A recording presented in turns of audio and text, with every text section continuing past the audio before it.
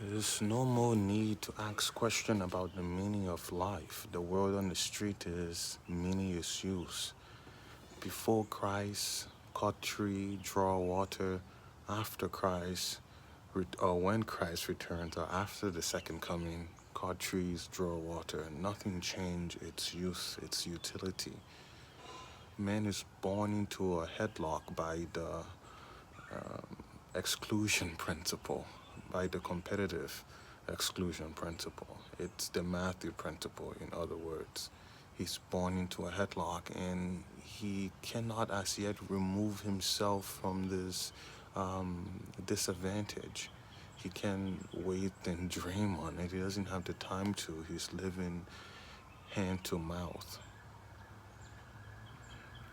If the Emperor Male is famous or infamous ruler uh, would have distributed his wealth or invested into permanency, into system that could potentially into what is the engine of posterity, the engine of prosperity, and you can see how posterity is involved in that.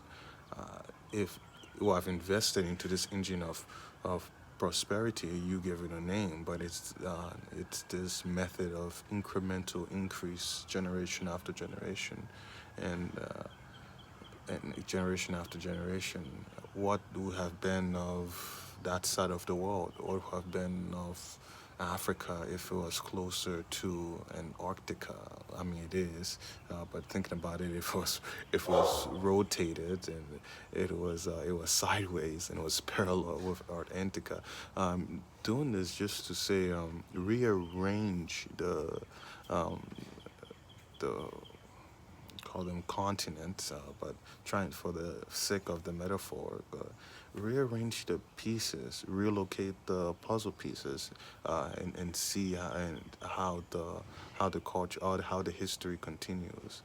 It's the collision of things, and almost like the collective decision making on a Ouija board that operates a Ouija board.